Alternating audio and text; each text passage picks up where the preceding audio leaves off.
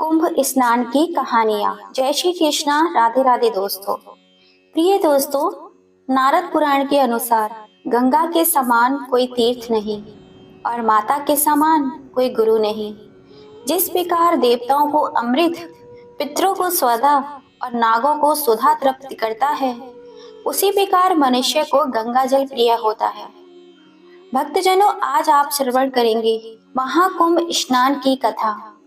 पुराणों में कहा गया है कि पूजा पाठ, हवन, कीर्तन से भगवान उतने प्रसन्न नहीं होते जितना प्रसन्न सिर्फ महाकुंभ में किसी पवित्र नदी या तालाब में स्नान करने से होते हैं। जो फल कार्तिक मास में पूजा पाठ करने से और पौष मास में दान करने से मिलता है, वही फल केवल महाकुंभ में गंगा स्नान या किसी नदी तालाब में स्नान करने से मिल जाता है।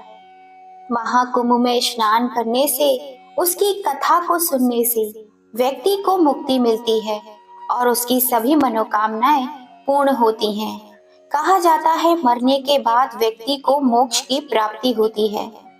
कथा शुरू करने से पहले भगवान विष्णु गंगा माँ के चरणों में प्रणाम करें और जयकारा लगाएं, जय गंगा मैया की। एक समय की बात है, एक गांव में एक बुढ़िया माई रहा करती थी। उसका एक बेटा और बहू भी थे, उसी के साथ रहा करते थे। जब कुंभ मास आया तो बुढ़िया ने अपने बेटे से कहा, मैं कुंभ में स्नान करने के लिए जाऊंगी और पूरा महीना वहीं रहूंगी।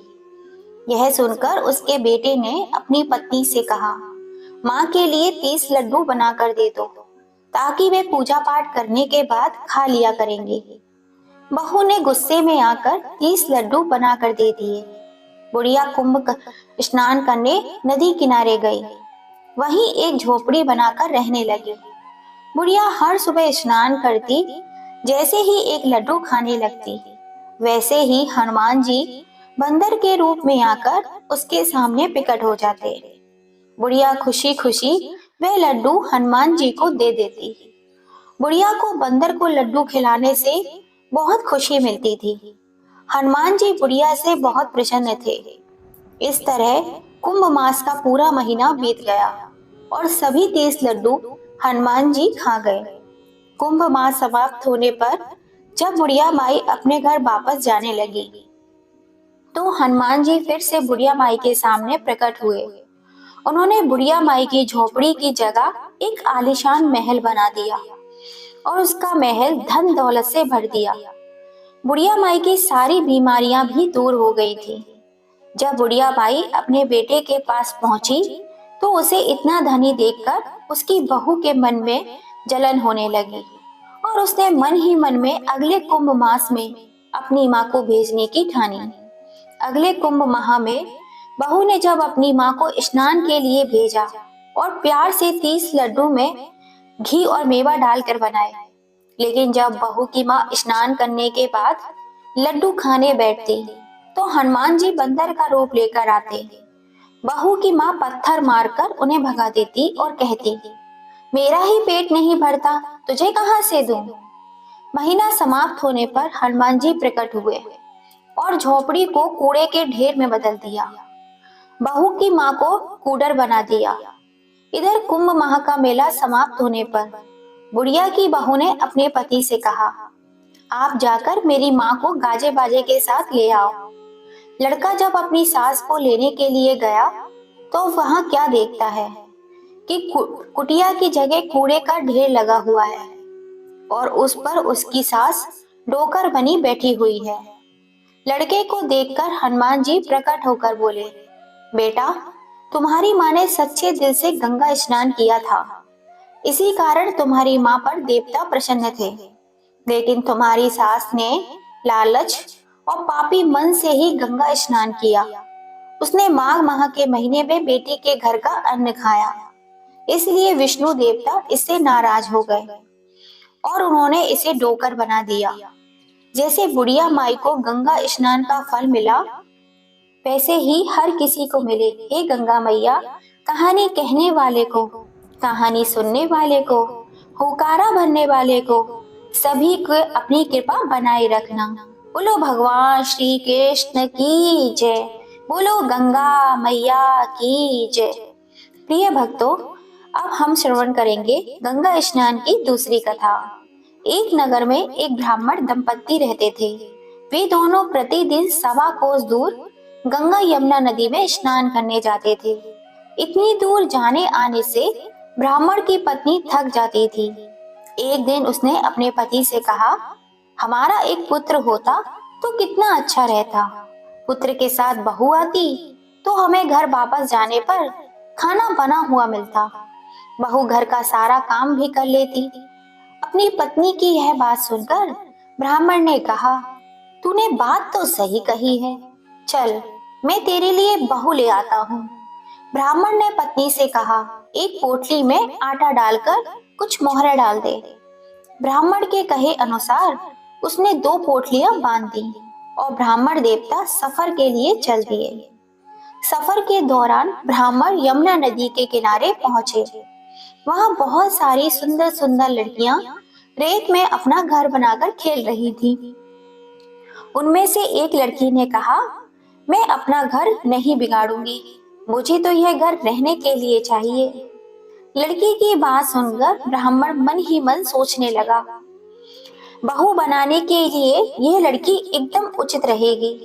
जब वह लड़की जाने लगी तो ब्राह्मण देवता उसके पीछे पीछे उसके घर तक चले गए। वहां जाकर ब्राह्मण ने उस लड़की से कहा, बेटी, माघ मास चल रहा है, इसलिए मैं किसी के घर का बना हुआ अन्न नहीं खाता। मैं अपने साथ आटा लेकर आया हूँ, तुम अपनी माँ से पूछ लो, क्या वो मेरे लिए आटा छान कर रोटियां बना देंगी। लड़की ने जाकर अपनी माँ को ये सारी बात बताई। माँ ने कहा, उचित है। जाकर ब्राह्मण देव से कहा, दो, वह अपना आटा दे दो, मैं रोटियां बना देती हूँ। मैं पोटली लेकर अंदर गई। जैसे ही आटा छानने लगी तो आटे में से मोहरें निकली। वह सोचने लगी, जिसके आटे में इतनी मोहरें हैं उसके घर में कितनी संपत्ति होगी। यह सोचते सोचते वह ब्राह्मण के लिए खाना बनाया। तो लड़की की माँ ने पूछा, ब्राह्मण, क्या आपके कोई लड़का है? क्या आप उसके लिए सगाई करने जा रहे हैं? यह सुनकर ब्राह्मण ने कहा, मेरा लड़का तो काशी पढ़ने के लिए गया हुआ है, लेकिन यदि तुम कहो तो खान कटोरे से विवाह करके तेरी बेटी को अपने साथ ले जा सकता हूँ। लड़की की माँ ने कुछ देर सोच विचार करके ब्राह्मण देवता को सहमति दे दी और खान कटोरे से विवाह करवा दिया। ब्राह्मण घर पहुंच गया। घर पहुंचते ही उसने ब्राह्मणी से बोला, रामू की माँ, दरवाजा खोल, देख मैं तेरे लिए बहू लेकर आया हूँ। ब्राह्मण की पत्नी भीतर से बोली, अरे हमारे तो कोई बेटा बेटी ही नहीं है, तो बहू कहाँ से आई? दुनिया ताने मारती थी, अब आप भी मारने लगे। ब्राह्मण ने कहा, तू दरवाजा तो खोल के देख, मैं तेरे लिए सच में बहू ले आया हूँ। जब ब्राह्मणी ने दरवाजा खोला तो सामने बहू खड़ी थी। इसके बाद बहू ने घर का सारा काम संभाल लिया। सास ससुर के नदी स्नान के लौटने से पहले ही खाना बनाकर रख देती, उनके कपड़े धोती, रात को हाथ पैर दबाती। बहू ने सास ससुर से कहा, चूल्हे की आग कभी बुझने मत देना और मटके का पानी कभी खत्म मत होने देना। पर एक दिन चूल्हे की आग बुझ गई। घबराई हुई बहू पड़ोसन के पास गई और कहा, मेरा चूल्हा बुझ गया है, मुझे थोड़ी सी आग चाहिए। मेरे सास ससुर अभी थके हुए आते होंगे, उनके लिए भोजन बनाना है। पड़ोसन बोली, तू तो बावली है, तुझे पता है ये दोनों तुझे बेवकूफ बना रहे हैं, इनका कोई बेटा बेटा नहीं है। बहू ने कहा, नहीं नहीं, ऐसा मत कहो, इनका बेटा तो काशी में पढ़ने गया है। पड़ोसन ने उसे सिखाया, सास ससुर को जली रोटियां और बिना नमक की दाल परोस देना। बहू ने वैसे ही किया। सास ने पूछा, बहू, ये रोटियां जली हुई क्यों हैं और दाल फीकी क्यों है? तो बहू ने पलट कर कहा, एक दिन ऐसा खाना खा लोगे तो कुछ बिगड़ नहीं जाएगा। इसके बाद बहू ने 7 कोठों की चाबी मांगी। सास ने उसे चाबी दे दी। जब उसने 7वें कोठे का दरवाजा खोला तो वहां शिव जी, माता पार्वती, गणेश जी, लक्ष्मी जी और 33 कोटि देवी देवता विराजमान थे। वही एक चंदन की चौकी पर लड़का माला जप कर रहा था। उसे देखते ही बहू ने पूछा, तुम कौन हो? लड़के ने कहा, मैं तेरा पति हूँ। जब मेरे माता पिता आएंगे तब दरवाजा खोलना। सास ससुर के लौटने पर बहू ने उन्हें सारा दृश्य दिखाया। सास ने पूछा, बेटा तू कहाँ से आया है? लड़के ने कहा, मुझे माघ माह के दामोदर भगवान ने भेजा है। पंडितों ने प्रमाण के लिए परीक्षा रखी। सास ने चमड़े की अंगड़ियां पहनी और उसके दूध की धार लड़के की दाढ़ी मूंछ को भिगो गई।